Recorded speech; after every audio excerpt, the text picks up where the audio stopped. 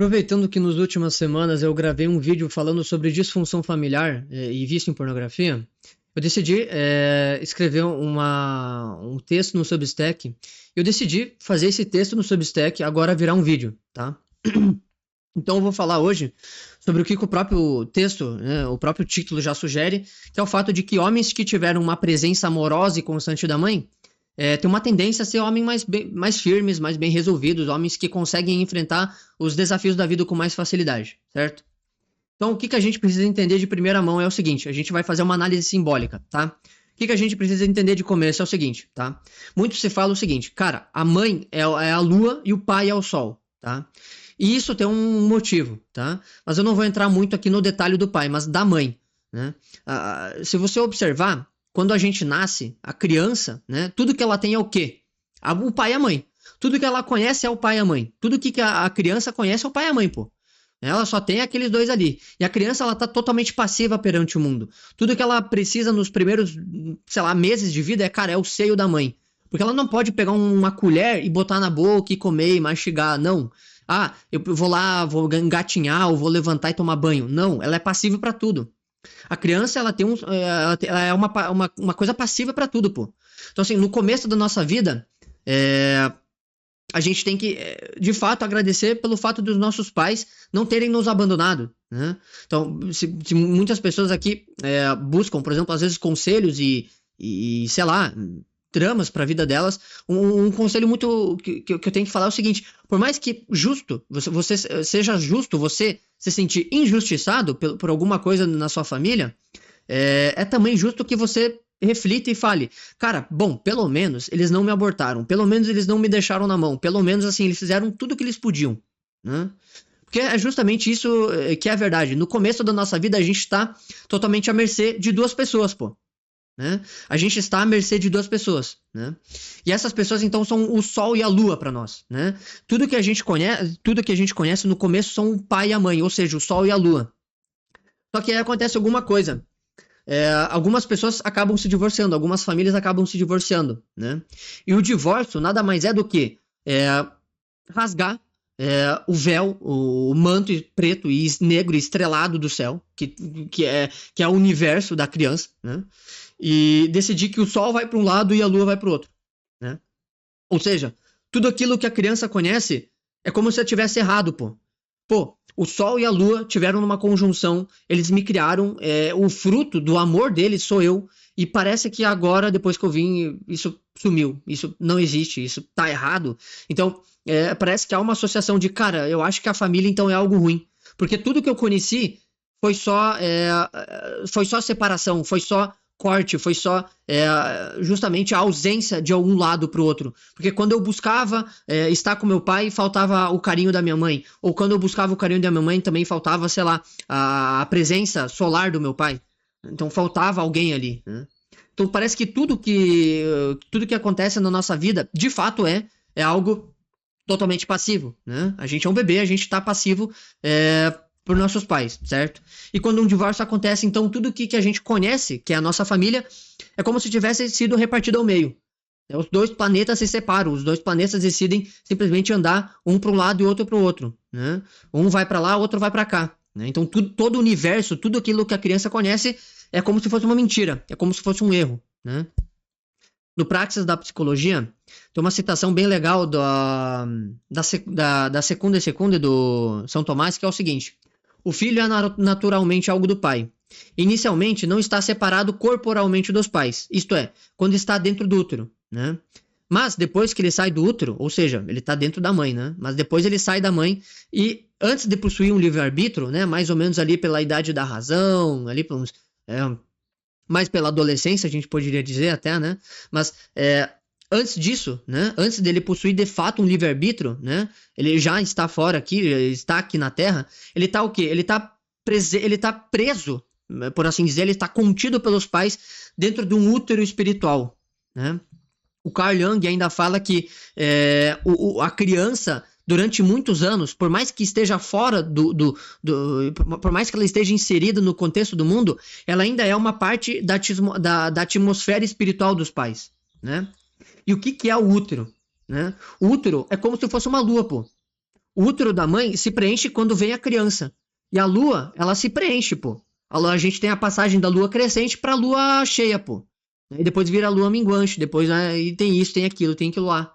Então, assim, o útero da mãe é simbolicamente a lua, pô. Né? Se você for olhar a lua, né, os efeitos, por exemplo, da lua, né, na nossa vida é o quê? Cara, o medieval, o seu avô, sei lá, o seu avô. Ah, avô, por que você não planta aquilo lá? Ah, não, é porque ainda não tá na época. Ah, na época do quê? Não, é porque, ó lá, a lua, ainda é lua nova, não dá pra plantar agora. Não, tem que plantar quando tá a lua cheia, tem que plantar quando tá aquela lua lá. O medieval, o camponês, pô, ele não fazia um movimento na plantação dele sem antes falar, pô, deixa eu ver onde é que tá a lua.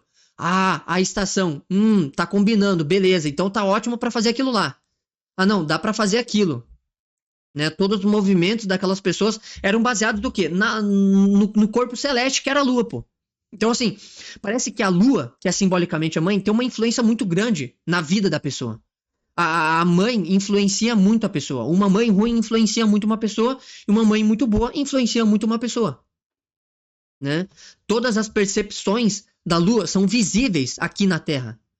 Ela interfere muito no nosso corpo, interfere muito na nossa vida, pô. Isso é um fato, né? Inclusive, a atmosfera espiritual, né? A atmosfera espiritual da criança, né? Ser um pouco não, né? Mas ser muito da atmosfera espiritual dos pais. O que seria isso, senão, por exemplo, sei lá, a passividade do que é a casa 4, né? É a passividade do eu perante a vida. A nossa família corresponde tudo aquilo que não é da nossa autonomia, porque eu não escolho a família que eu recebo. Eu não escolho a família que eu recebo. Ou seja, tem uma não autonomia, porque eu estou inserido num contexto pré-existente, onde é que eu simplesmente apareço e falo, ok, eu não escolhi isso. Isso daqui tudo é passivo, mas ali eu vou lançar minhas raízes, eu vou escolher o que é bom, o que é mal. E a partir daí eu vou fazer a minha vida. É no contexto familiar que a gente lança as nossas raízes. Né? Então, assim, quando a criança nasce, inclusive, né, nos primeiros anos da vida, o que ela mais precisa é a mãe. Porque ela precisa do seio para se alimentar. Né? Ou seja, a lua que nutre, gera e tem o carinho com as sementes, com os frutos, com o pomar, com sei lá, a banana, o mamão, não sei, a maçã. Tem o cuidado justamente com a natureza, da nutrição, agora é com o filho, pô. Que vai fazer o quê? O que a mãe quer fazer com o bebezinho? Eu quero inseri-lo no melhor contexto possível para que ele se desenvolva e seja um homem forte, pô. É isso que uma lua quer. Ela quer ajudar aquela semente a germinar e ter o melhor fruto. O fruto mais suculento. Ou seja, o filho mais virtuoso, pô. Né? Então, uma presença muito forte de uma mãe ajuda uma pessoa, não necessariamente um homem, mas principalmente homens. Né? Uma mãe ruim na vida de um homem, uma mulher ruim, né? Na vida de um homem, faz ele justamente ter problemas com insensibilidade, às vezes medo perante a vida, né? O medo de amar e de ser amado, né? Por quê? Porque a lua nutre, gera, dá carinho. O que a mãe faz? Ela pega o bebezinho e quer segurar ele e... Não, eu quero proteger ele de todas as coisas do mundo. Só que ele não conhece isso. Ou se ele conhece isso de uma forma muito má. Como, por exemplo, a negação da mãe, que é a bruxa. Né? Que é justamente o efeito devastador. Cara, eu não quero cuidar disso. Eu não quero amar. E eu também não quero ser amado. Porque tudo que eu conheci antes, né? A lua que eu conheci, a lua e o sol que eu conheci, me causaram um problema. Né? Então, pra gente então finalizar com insights terapêuticos, né? Minha primeira sugestão, muito óbvio, né? Claro, fazer psicoterapia, né? Mas principalmente, se possível, mudar de contexto de vida. Né? É uma coisa muito óbvia, mas o contexto familiar, se você está inserido num contexto familiar assim, a melhor coisa que você pode ter se você não consegue se mudar agora e morar sozinho, mas principalmente tenha presença de amigos. Tá?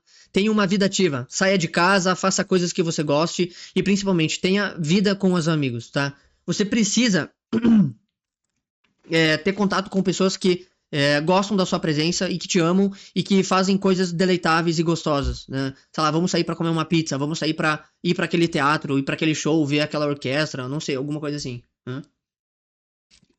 Você precisa ter contato com pessoas, porque é verdade que no começo você tem uma parte passiva, né? Como a gente falou.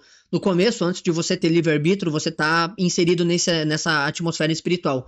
Só que agora você já é um cara adulto e você escolhe o que você vai fazer, né?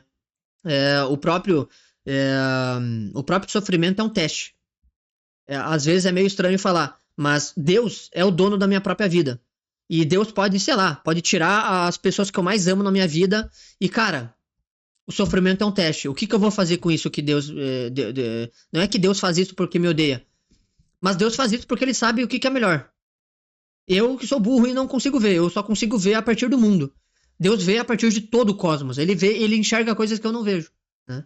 Então, a partir disso, a partir do sofrimento, eu que vou escolher o que eu vou fazer. Né? Então, o sofrimento é um teste. Eu preciso escolher o que eu vou fazer com essas coisas que aconteceram comigo. Né? Então, ter essa ideia, né, em mente, né? Primeiro, entender isso como, opa, eu preciso dar também um sentido pro meu sofrimento, mas eu também preciso fazer coisas aqui agora. Eu não preciso só ficar pensando nisso, em dar um sentido e tudo mais, mas você também pode e deve buscar, né, amigos, né? Amigos, ter uma vida ativa, fazer coisas que vão ocupar sua mente, que vão te dar um deleite pela vida, porque aquela coisa ali que aconteceu na sua vida, o que tá presente no teu ambiente familiar, ela te esmaga, ela te deixa, putz, cara, isso daqui, cara, eu não aguento esse sofrimento e tudo mais. Então, fazer coisas que você gosta vão te dar um alento, vão te dar, putz, caramba, eu gosto disso e, puxa vida, isso daqui é muito gostoso e, não, caramba, ainda bem que pelo menos eu sei lá, eu sei marcenaria, eu sei, sei lá, eu sei consertar o carro, eu gosto de viajar, eu gosto de fazer trilha, então, ter e proporcionar, né, e se permitir fazer coisas boas e gostosas e harmoniosas e, de fato, assim, com a presença de outras pessoas ou não, né? Você pode, às vezes, intercalar e tudo mais, certo? Então eu fico à disposição qualquer coisa. O link do texto vai estar na descrição do vídeo ou nos comentários, eu não sei.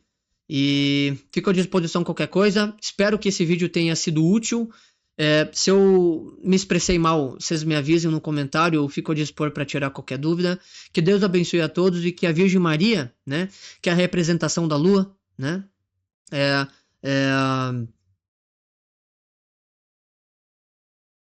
possa nos cuidar com seu manto, né? O que seria a representação da Virgem Maria, se não a Lua, né? Que tem a Lua sobre os seus pés, né? A Virgem Maria que tem a Lua sobre os seus pés. O que a gente pede para ela? Que o manto dela, né, nos proteja, né? Então, que ela nos proteja, que ela nos guarde, que cuide da gente, que abençoe esse canal e os meus estudos. Até a próxima.